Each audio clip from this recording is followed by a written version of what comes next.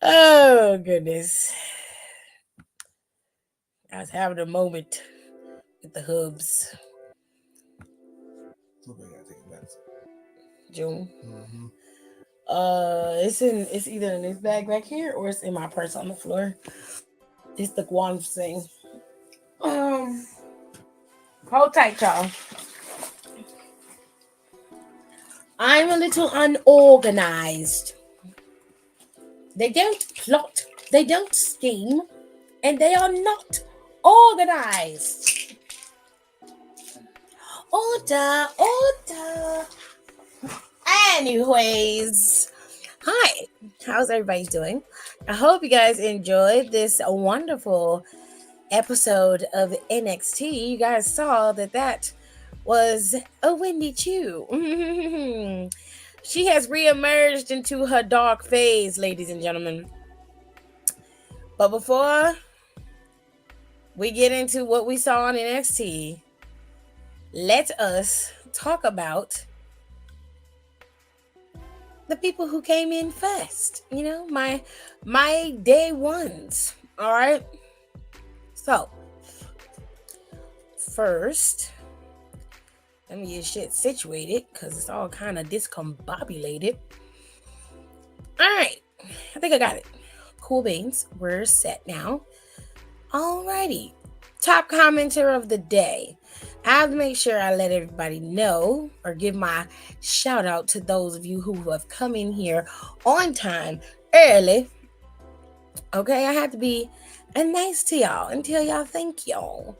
Thank y'all for coming. So Eli was number one. He came in early, on time. Then Kayla was second. Jonelle was third. Tay is fourth. Pierre is fifth. And then honorable mention goes to Sasha. They all were here early, literally at 10:16. Each one of them were in here. And everybody else that came behind them, thank y'all for coming. Aaliyah, Nika, and of course, Alexis is here. So shout out to you too for coming in. I appreciate you. NXT was good. It was much better than Raw was, if I'm being fair. They had solid matches on the card. Really fun re-emergence of certain superstars um, in terms of Wendy Chu and Eddie Thorpe. They got spotlighted returns, which I really like that. We saw a Singaporean cane match between Dante Chen and Lexus King that was actually fairly decent. Cody Rhodes reared his head in NXT for what I didn't understand in the beginning, but Cody lent a little bit of fun to NXT that gave people some reinvigoration, okay? And we're going to get to it in. Let's start off with what we first saw, which was I missed a match. I don't know how I got all the matches but didn't get that one. I'm missing one. Where is Jada Parker's match? You know what? This is why I hate being on the internet sometimes, because we're unprepared.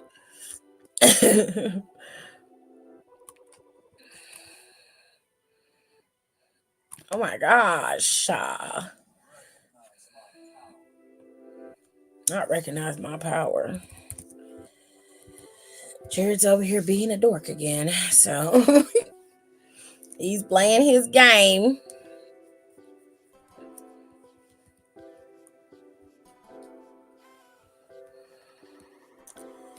All right, here it is, because they didn't give me the render for that.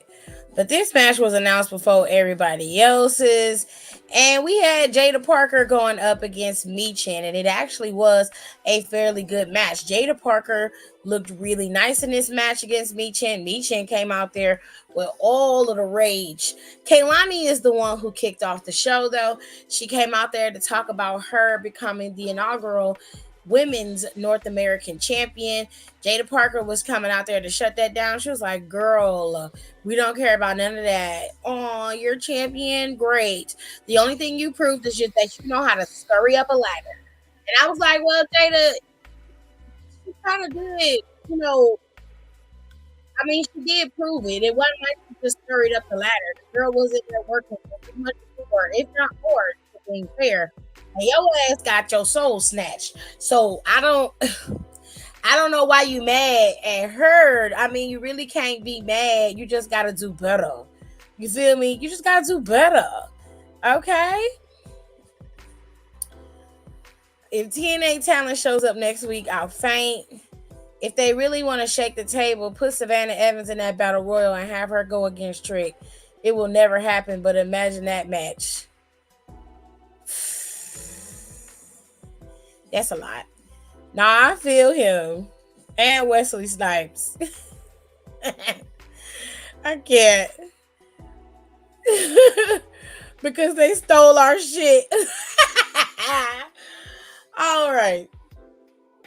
So, like I said, the match was going great. But towards the end, the OC came out and helped Michin get the win. Now, Jada was trying to cheat by using a chair in the middle of the match, and Carl Anderson took the chair from her, and that caused enough of a distraction for Michin to get Jada on a roll up. The roll up almost didn't happen because for whatever reason, it was a little wonky on that roll up, just a little bit. If you weren't paying attention, you probably wouldn't have saw it. But I feel like a good camera cut probably would have fixed that. For especially for me as a fan watching, if a camera cut had happened, like, let's cut to this camera. If they had did that, you probably wouldn't have seen that it was just a little bit. Michin wasn't quite set on Jada in the roll up, and Jada wasn't quite set to make the roll up look the way it needed to look, if that makes sense. It was just a little tiny, tiny, tiny thing that happened in the match, really, really small. Overall, the match itself was great. Jada looked phenomenal against Michin, so they did an excellent job. I enjoyed the match. The next match we had, if I can recall, was Gallus going up against the New Catch Republic and Wes Lee.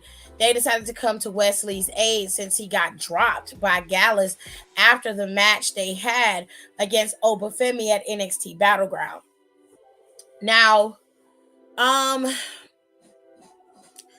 didn't like this match. I'm gonna be honest. I think that everybody performed exceptionally well, but given the fact that Joe Coffey pretty much attacked Wesley after the match, with really there was no reason for him to attack him.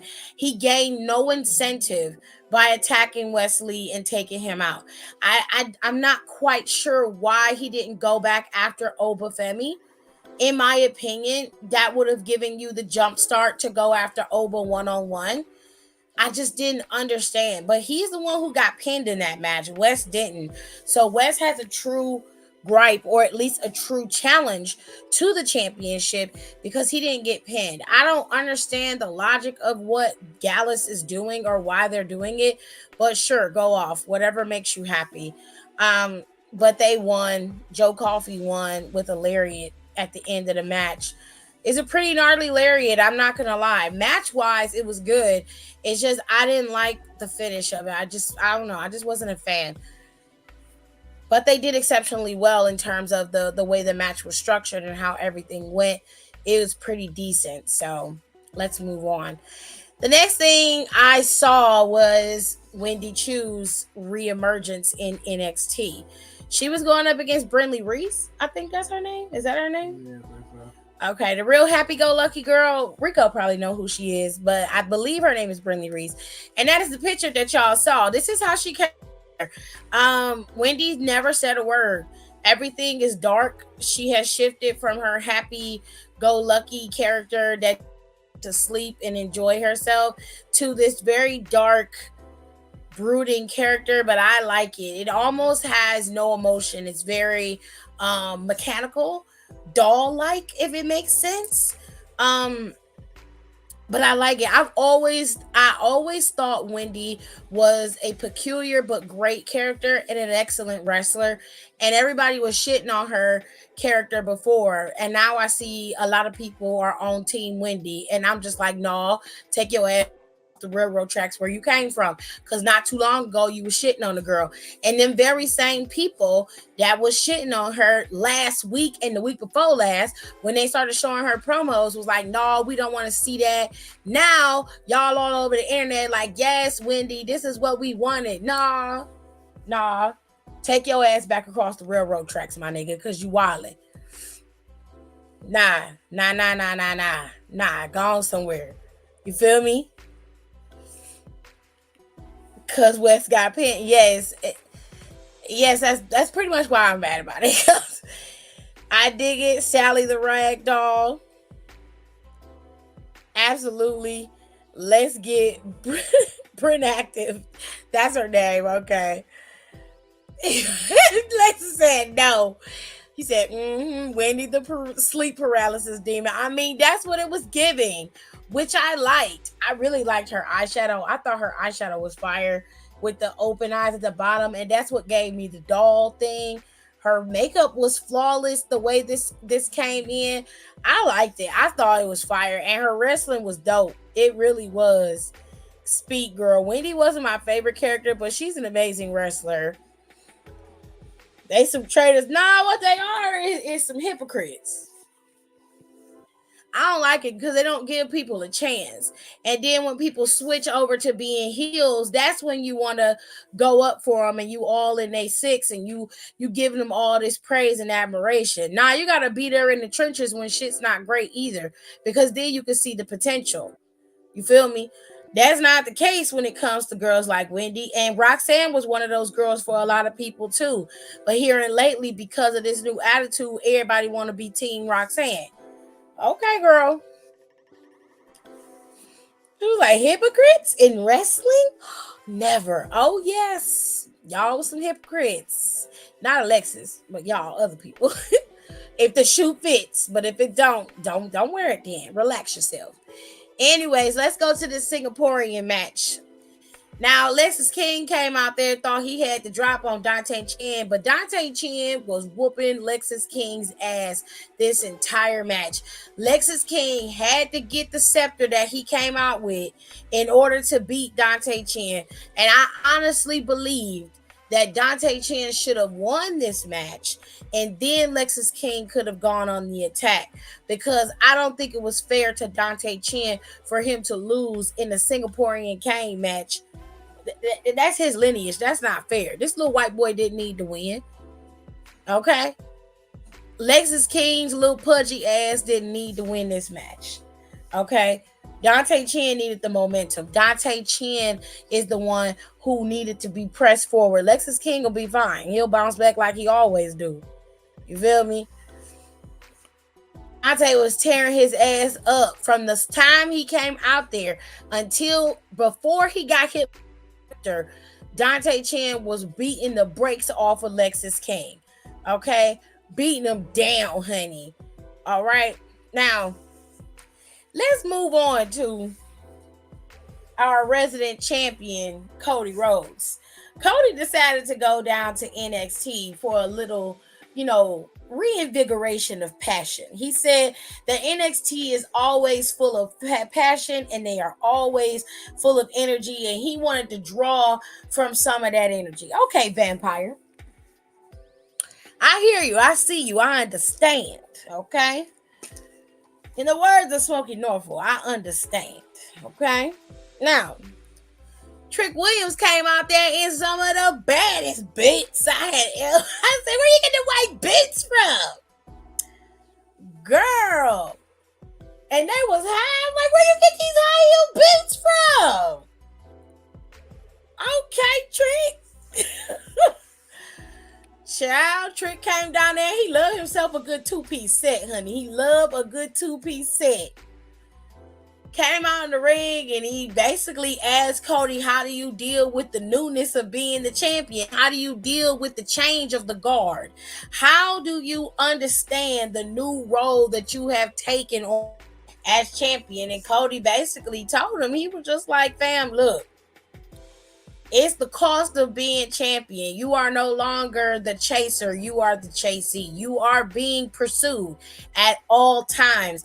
And you just got to be able to hold your head up and keep it pushing. And the proof is in the pudding of you being champion. He said, while you have climbed a mountain, it ain't the only mountain that you can climb. And that was a little dig, like, baby, there's more mountains in the east for you to get to. Don't get stagnant. Don't get stuck. You feel me? Always stay ready so you ain't gotta get ready. Alright? Then Little Tricky told him, if you know July 4th coming up, and on behalf of my people, are you coming to the cookout? Cody said, yes, I would love to come to the cookout. And everybody was cheering and happy. Okay. Now, y'all don't know it's a long running joke with Cody being invited to the cookout. Obviously, they've been calling him Cody Luther King. You know, it's a whole bunch of memes of Cody being inserted into the civil rights movement and everything else. And while I like a good joke now and then, after a while, it starts to become a little played. Okay. We love Cody. He's a decent champion, but this is where the buck stops with me. Okay. Everybody is not invited. Look out. I don't mind Cody coming. You know, he can bring some of his mama's Cubano meals. You know what I'm saying? We can have a nice Cubano cookout. Okay. But everybody ain't invited to the cookout, and that's where I stand on that. I stand on that. All right. She said Lexus needs a new name. Don't like being associated with him. I don't associate him with you, babe. You ain't got to worry about none of that. You good. You are good. Them boots, honey, the boots, they were giving, okay? I don't know if Lash hooked them up or what, but they was giving. He got them from Lash's closet, and probably, I don't know, him and Lash might wear the same size in men's that as AJ, don't I? Am I a size smaller than you? I'm a size and a half smaller than you. Almost. We were the same size when we first got married. Mm-hmm. We were the same size, and then you got bigger feet. I did not. You kept growing and I stopped. Anyways, I need the whole hour. Wasn't it cute? Like I said, he loved him a good 2-piece. Cody had on some nice shoes today too. They was nice. I was like, look at Cody stepping out of his comfort zone. We love that. We love that for Cody's. She said, borrow these for the night, period. Why are you fighting Cody? What'd he do? What'd he do? You didn't do nothing this time. Hello, Tirza. He didn't even do nothing this time. Okay, so there was a few things that Cody did. Sometimes Cody run them loafers into the ground, okay? And I need for him to just go get him some wingtips, some Oxfords, some something. Okay, he can switch it up a little bit, you know, get you some cognac color shoes with the dark tip, you know, make it so they square toe, not pointy. Okay. He gotta switch it up just a little bit. Get him some monk shoes, you know, get him some monk strap shoes, you know, change it up just a little bit. His sneaker game is cool. The sneaker game is fine. He live and die by some ones, okay? Live and die by some high top or lows. He usually wear the high top to the lows. I don't never see him wear no mids, but he live and die by some ones, and I'm okay with that. But I'm saying that his dress shoe game is a little off. It's just a little off, but it's gonna get there, okay? He got a nice sneaker game. No, dead ass, he do. He definitely do. It should be custom. Did y'all see that messy tweet WWE sent? No. But I'm gonna talk about something messy that WWE did. Now, Cody had a few stops to make before he left. One, he gave JC Jane his dashing Cody Rhodes face mask, which I thought was a very sweet gesture on his behalf. Plus, at that time, you have to remember back in WWE's archives during Cody's early days in the E, dashing Cody Rhodes switched over to broken Cody Rhodes when he broke his nose, or at least when they made it look like he broke his nose. And when that happened, he became broken Cody. Okay, and that's when he would come. What was it? Broken Mirrors? Wasn't that his theme from the beginning? And then they remixed it. It was Smoking Mirrors, and then it went to Broken Mirrors. Mm-hmm. Okay, so he gave it to JC Jane, which is pretty cool on JC's behalf. But she wearing both of them.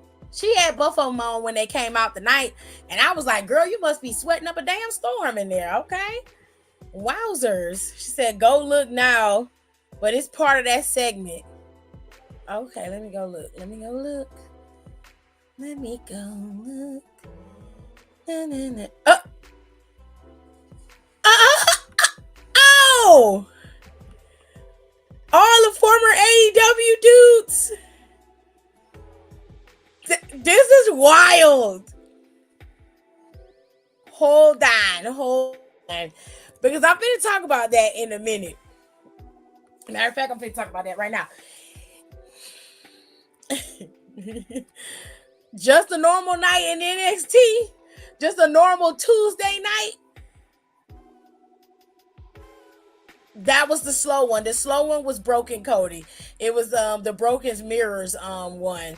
But y'all, so backstage, Cody also came across Shawn Spears.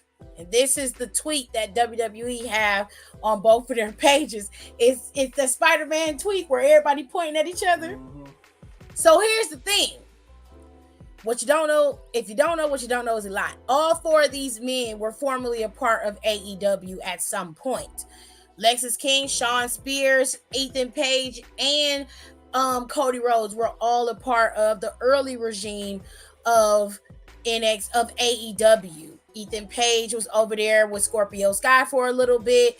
You had Shawn Spears, who was there very early. Lexis King was over there as Brian Pillman Jr., and he was there very early as well. So these are guys who started out with, at least three of them were originals of the AEW, and then Ethan Page came later. Cody was back there talking to Shawn Spears, and Shawn Spears was like, "You won your championship, and you won the Royal Rumble twice. You won the championship. You've gotten your time. I'm gonna get mine next week in the Battle Royal." Ethan Page was like, "Hold up, I'm gonna get mine too. Like, I'm gonna be in that championship in that match too. I'm definitely gonna get the opportunity." And Lexis King came in and staked his claim. Cody said, "Y'all seem to be in a good place," and walked away. I said, I don't know why, but I feel like that's a little shady. I feel like that was some shade. Anybody in the bathroom? You good, Pop? I was like, that seemed real shady. Shady boots. It was shady boots, honey. I was like, oh, okay. I like a little shade in the morning, just a little bit, when I wake up. When I rise, Jared, just a little bit of shade, just to shield the eyes. Yeah. This is messy but petty, and I love it. Shawn Michaels is a subtle petty. I can mess with that. But anyways, this was one of Cody's final acts before he left. Now, when he was in the ring with Trick Williams, he told Trick Williams that not only did he come there to kind of soak up a little extra passion, a little extra love, and a little extra energy, but he also came to give him a message from Ava about his opponent at NXT Heatwave. That opponent would be selected at next week's Battle Royal. It's a 25-man Battle Royal. And not only can it be NXT people, but it can be anybody from anywhere popping up in this tournament. Now, we all know that WWE's got this little bitty deal with TNA. So, I hope we get to see at least 2 or 3 people from TNA participate in this tournament. My 3: Speedball Mike Bailey, Chris Bay, and Joe Hendry. If I had to pick a 4th and 5th, Jake something and Ace Austin would be a good one. I like those 5. I think those 5 would fit. I think those 5 would be great. I wouldn't even mind it if Trey Miguel or oh God, what is his name? Myron Reed would show up, because I would love that. But those are the people that I would love to see in that tournament. I would love to see that. AEW talent, Skies, feels like AEW talent always feels the need to mention or attempt to shade WWE. So it's about time. 3. I got 14 picks. I'm saying if I had to narrow it down, I just literally rattled off 7 people that can be in the tournament. I mean, in this particular match, I would make it so that it be a bunch of people in there. I put Cedric Alexander in there to run and make it wow. I would put a bunch of people in this match. I want craziness, but I want it to be a fair person chosen. I really do. So I cannot wait. Honestly, I can't wait. It's going to be a fun time next week. So, now that we got that out the way and we talked about everything, let's talk about Javon Evans going up against Shawn Spears. Javon Evans' match against Shawn Spears was actually pretty fucking fire. And this is probably one of the best matches I've seen Shawn Spears have in a very long time. And whether you love him or hate him, he does have very good wrestling capability. Javon Evans is a shining star. He is so cool. Like for the younger kids, the young OG is he got the game. You know what I'm saying? He is very much in tune with his star player, as Cat Williams would say, and he just is light years ahead of his peers. We also saw the next in line 2024 class. It featured 4 women, and what was it, 3 or 4? 3 or 4 women? I want to say it was 3 women. I think so. It was 3 women and 2 men. One of them was from the Ohio State OHIL, which I'm gonna be behind them all day. I don't give a fuck. Y'all can be mad about it. Don't care. Ohio State, that's my team. I love me some Ohio State. Okay. So we saw some of the next in line recruits that's coming in. One of them girls, I feel like she's gonna be a biatch, but we gonna wait and see. Any whoosies, the match between Spears and Evans was fire. It was so lit. It was just one fatal error that Evans made, which was going to the well too many times, as my mama would say. My mama always say, "Fat meat is greasy." What that means is you can't keep going back into that, dipping your hand back in there every single time. Now, so eventually it's gonna run out. Eventually, you're gonna reach a problem. So him constantly doing his high flying moves and not solidifying, or at least making sure that Spears was down and out, that's what cost him the match in the end, and he ended up losing. And he looked like he was coughing up blood, and I couldn't tell if it was real or fake, but he was coughing up something of the red substance. It was not a good time, love. It looked like it was a blood pack. It could be. It could be. I thought it was 4 women over there, but if it was 3, it's fine. Hammerstone, Alexander, Ali, and Hendry are top 4. I'm be honest with you, I don't want Ali in that fatal four way. I don't. I mean, in that 25-man battle, I don't want him there. I want him to keep on doing what he doing, but I don't want him there. And that's not me trying to be mean or anything or shady, but and I don't think he's gonna be in it. If I'm being honest, she says probably four. I am high. Fine. Zach Wentz. I would love for Zach Wentz to be in it. I would love for him to be in it. But then again, I want the Rascals to show up to protect West.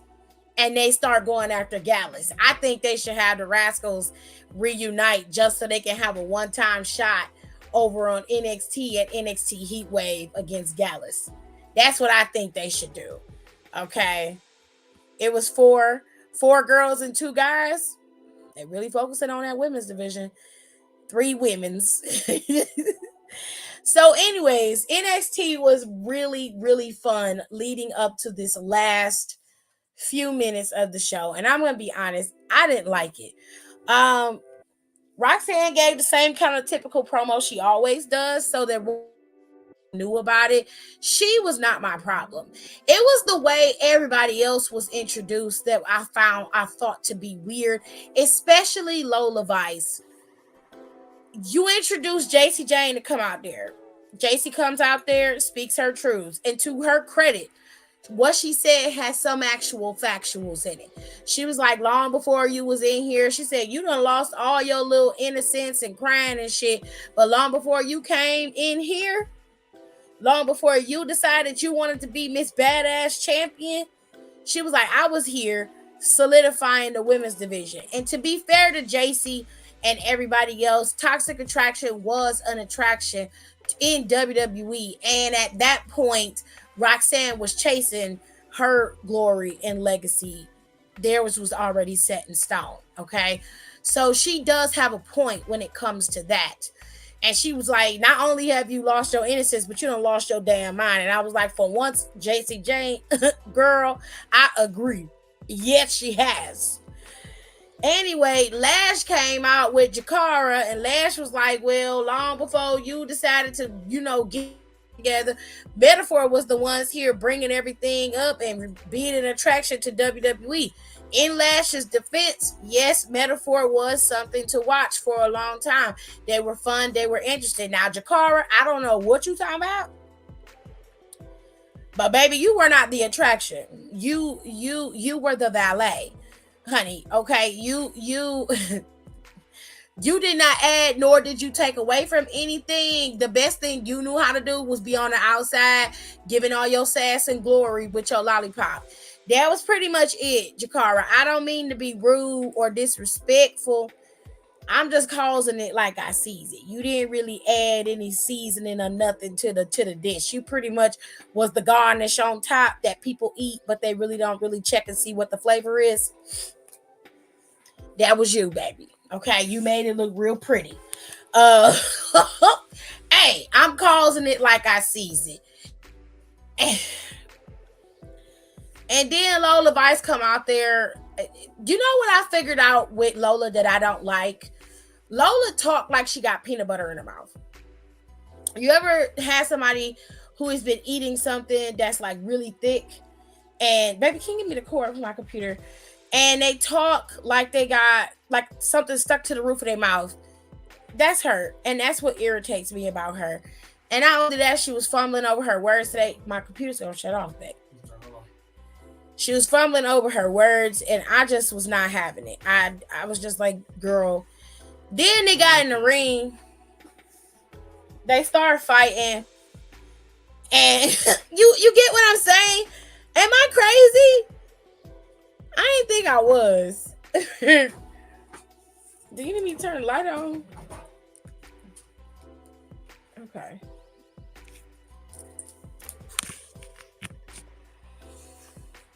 Thank you. She just talked like something stuck in her mouth. I don't know if she gargling dicks or what it is, but it don't matter. Look. No. Oh, he is. She just talked like she got something stuck in her mouth. So he giving Tay his medicine.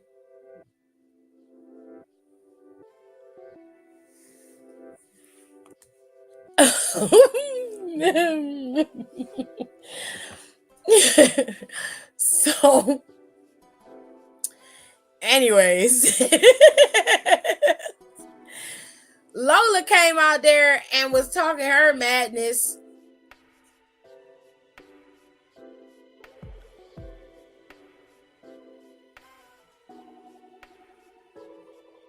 He did.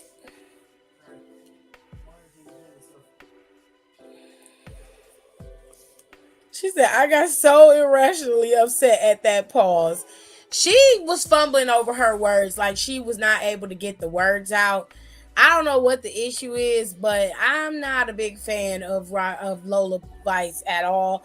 But that is, I figured out what it is about her that I don't like. She just talked like she got peanut butter in her mouth, and it's hard for her to formulate the words. Like, I guess once she gets to a point where the English is not working for her, she switches over to Spanish, which is fine. But even in that regard, she still talks like she got something stuck in her mouth. It's just odd. But anyways, the girls started fighting. And it was a 2-woman team in all of these fights, which I was very confused by.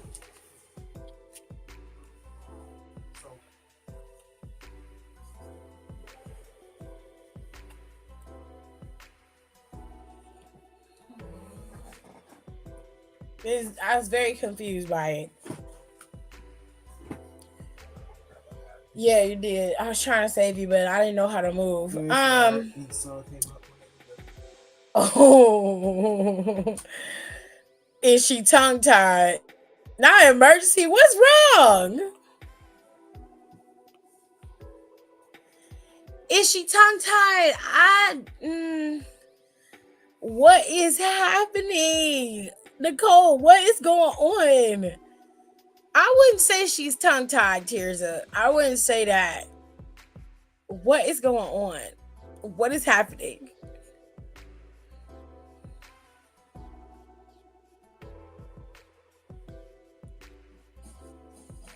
Nicole be scaring me. Not you got your own plane, rich motherfucker. Just... He was not. Oh, they say Ricky Starks was backstage at NXT today. Oh shit. You're a liar. Well, his contract is supposed to be up. Oh God, not Ricky. Pretty Ricky, what they call him. That's insane. Not Ricky Starks. If they get Ricky Starks, honey.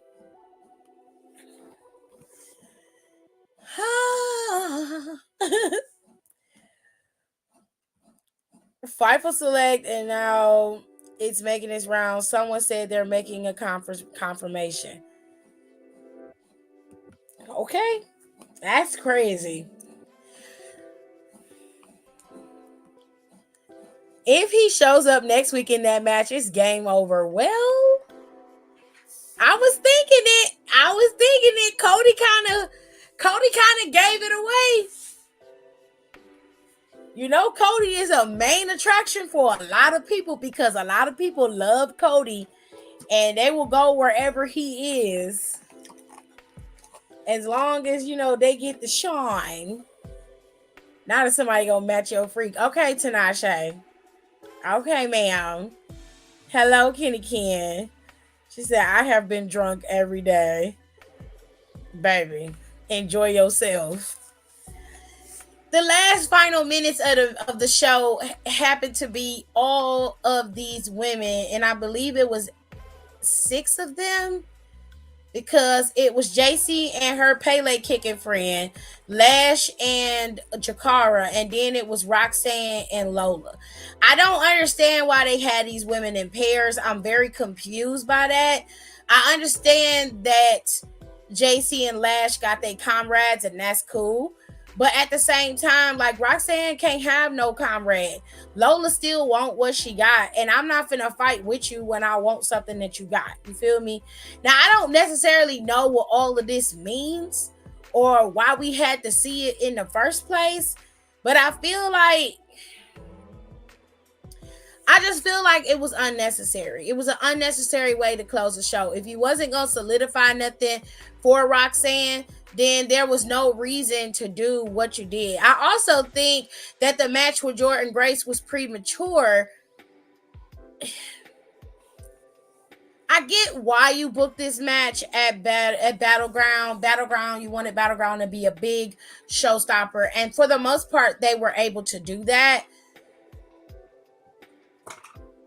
But they kind of blew out the back a little bit, if that makes sense.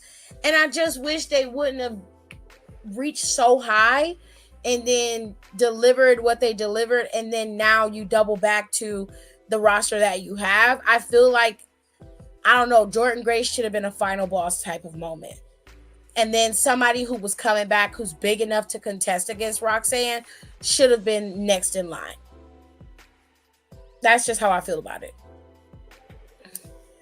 That's gonna fuck him up. I mean, and it definitely is.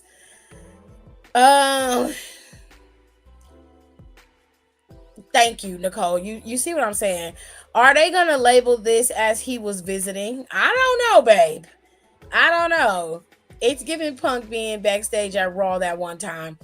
But Ricky Starks has been backstage at WWE before, even when he was still under contract at AEW. I think it was one of Cody's major matches. I think it was a time. Was it Mania, or like they had a pay-per-view or some type of, it was a live show. I want to say it was a PLE, and he was backstage for that PLE with Cody.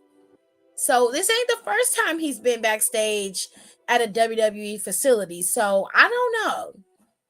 I thought it was Mania. So I was right. It was Mania. Thank you, Nicole. It was done out of order. It was out of order. And I was just like, because it's just the way that things are happening now. I feel like you could have waited. But I think when me and the girls do the podcast, we will dive a little deeper into that and give y'all a better explanation of what we mean by they could have waited for that. The time frame of it was just a little bit too early, which we'll get into all of that. I thought it was a Mania.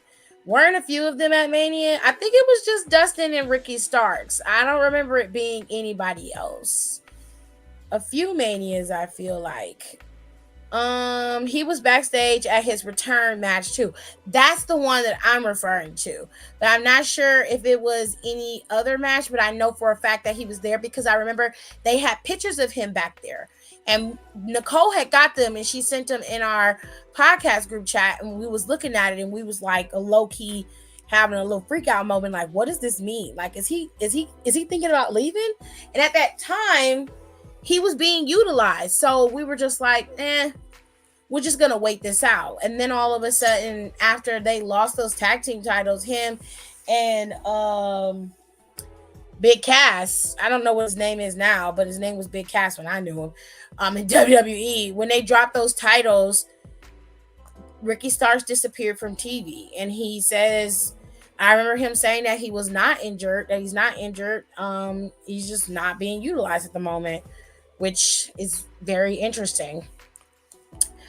But anyways, ladies and gentlemen, NXT was interesting. What it did was what it was supposed to do, which is set up the next couple of weeks. And of course, the next PLE for NXT, which is NXT Heatwave, which is supposed to happen the weekend of 4th of July, which is why we saw Trick Williams inviting Cody to the cookout. If they have a cookout, that cookout would be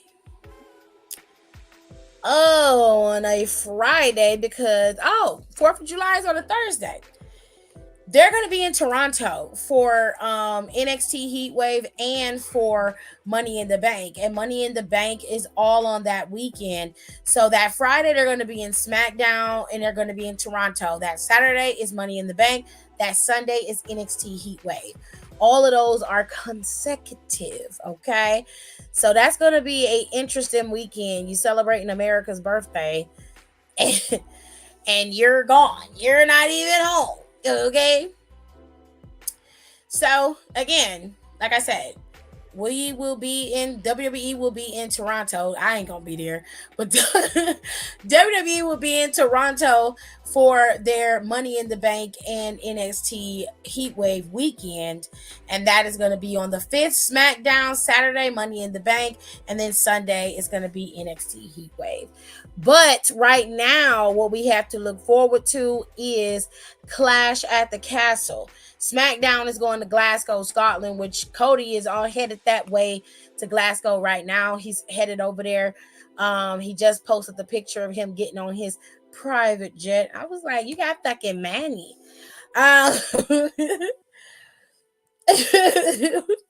She said, we ain't even America, and we ain't.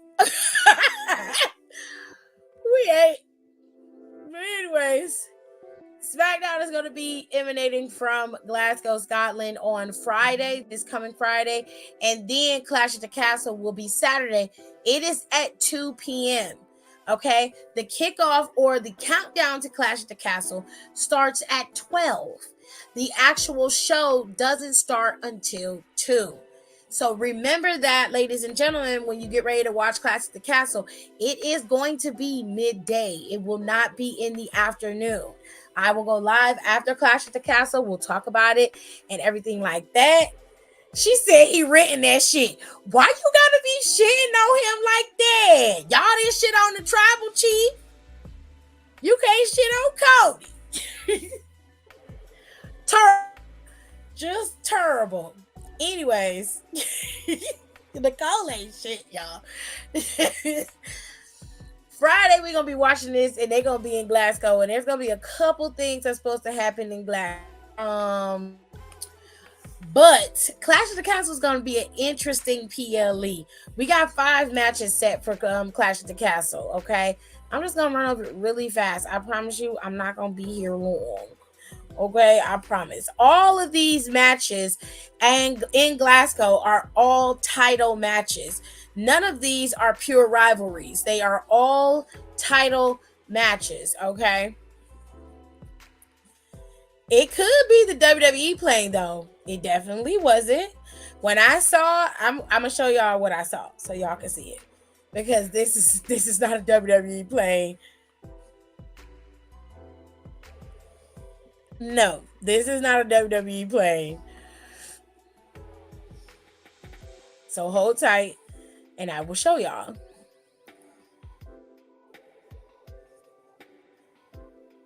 Okay, so this is a small jet. Okay, this is either rented, like Nicole said, or it is his. But this is not a WWE jet. The WWE jet is black from what I understand. It's black and red. At least the one that Vince used to ride in was.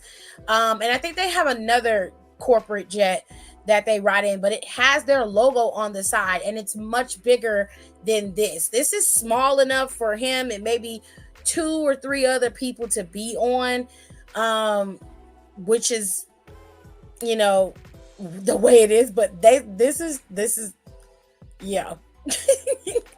This is a private jet. Okay. So let's get into Clash of the Castle really quickly before I get out of here. And then we're going to talk about what we're going to talk about tomorrow for Freestyle Wednesday. Now, like I said, Clash of the Castle are all title matches. There are no matches on the card that are pure rivalries. This is just everybody competing to gain their championship. Either keep it or to get it. And in this case, we got Damian Priest versus Drew McIntyre. And the feud between these two men has been heating up over the last couple of weeks. Now, Drew McIntyre is completely focused on Damian Priest. Even though CM Punk has been coming up, he's been relatively ignoring CM Punk. And I think that's a problem. CM Punk has always been vindictive and petty. And I believe that if he doesn't get rid of Damien, at least, cost him this championship here in Glasgow, Scotland, he most definitely is going to punch Drew McIntyre in the face and embarrass him on his home turf. One way or another, CM Punk is going to show up and wreak some havoc on Drew McIntyre. But we'll have to wait and see how that all plays out. The other title match on the other side of the mountain is the I Quit match. And this probably will be the longest match on the card, which is why we have such a small card for Clash at the Castle. AJ Styles and Cody Rhodes will compete for the WWE Championship in an I Quit match. Now, obviously, AJ Styles pulled the Mark Henry by pretending to retire, only to catch Cody off guard and to take him out on a massive scale. This pissed Cody off beyond measure, and Cody was seething last Friday to the point where they had to have extra security out there to not only protect AJ Styles, but to protect Cody from himself. And Cody decided, it was decided that Cody and AJ Styles will compete at Clash of the Castle for the championship in an I Quit match. Piper Niven is challenging Bayley for her WWE Women's Championship. Piper has been attacking Bayley unprovoked for about 3 weeks. Every chance Piper gets, she is barreling down on Bayley with all of her frame, causing her a lot of grief and a lot of pain. Bayley is at the point where she is just tired, and she's like, you know what? All you had to do was ask for a match. But Piper is not trying to hear none of that. Piper knows how dangerous she is, and she's made it very clear that Bayley is not just gonna give her a title shot and win. She's looking to hurt Bayley, and not only that, but to take her championship from her. Second to last, we have Kurt Gable versus Sami Zayn. This feud between these men have been going on since after Mania, and they have been going back and forth, and the feud between them has blown up into epic proportions, with Chad Gable abusing his friends, aka family, and Sami Zayn trying to save them from said abuse. This has not been working out in Sami Zayn's favor. Either he's injured someone, or he's either ended up being laid out. Now, the last time these two met, Sami Zayn was laid out in the middle of the ring by none other than Otis himself. I don't think it's going to happen the same way the next time, but these two are supposed to clash at Clash at the Castle for the Intercontinental Championship, a title that Chad Gable has been coveting, seething, drooling, crying, complaining over pretty much for the most of his singles career. I don't know if he's going to get it at Clash at the Castle, but he damn sure is putting up a lot of effort to do so. And finally, we got the Women's Tag Team Championships with Bianca Belair and Jade Cargill. Now, they have two sets of challengers. Alba Fire and Isla Dawn have been lurking in the shadows and costing Bianca and Jade not only wins, but opportunities, as well as costing Shayna and Zoe their opportunity. These 6 women are set to compete for the WWE Women's Tag Team Championships. Shayna and Zoe believe that they're the rightful owners of those belts and that they only need a fair and clear shot at the champs, while Alba and Isla feel like they lost their opportunity, and if it hadn't been for them, they would have lost either way. Alba and Isla feel like they're the ones who deserve a fair shot at the championship. So because of the attacks and all the talks and the bullshit, Jade and Bianca have decided to take on the two teams at the same time at Clash at the Castle. So I guess we'll wait and see who's going to win. Is it going to be the the BBWs, the buff black women, as Don likes to call them, the Enchantress and the Witch, or is it going to be the hard-faced twins of Shayna and Zoe Stark? I don't know, but we just going to have to wait and see. With all that being said, ladies and gentlemen, I am going to bid you ado. Tomorrow, when we go live, we're going to talk about WWE's partnership with TNA and the possible prospects of who could pop up in this 25-man battle royal next week for Trick Williams' number one contender. And we're also going to start a little series I want to call on my channel, Let's Book WWE for the next year. So I want you guys to really think hard about booking WWE from now until next year around time. That's a lot of time in wrestling years for you to book. You got a lot of matches, a lot of feuds that could take place. A lot of people could come and go. But we're talking current roster as it is, sans Ricochet, because Ricochet's gone. We're talking about the current roster as it is and where they could possibly go with certain people. We want to build up certain factions, maybe build up certain parts of the roster, get certain rosters, the women's division or certain divisions in the company built back up so that it's fun again to watch wrestling. All of that can be done in the fantasy booking. So this tomorrow is going to be fantasy booking day. And I want to see y'all fantasy bookings. I want to see the feuds that you guys can come up with. I'm going to put the link in. You can come in and talk your shit. And I'll make sure that everybody is respectful, even if you disagree with some bookings and whether you agree or not. But we're going to fantasy book WWE all the way until next year. We're going to have fun because we're going to fantasy book SummerSlam. We're going to fantasy book Survivor Series. We're going to fantasy book Royal Rumble, Mania.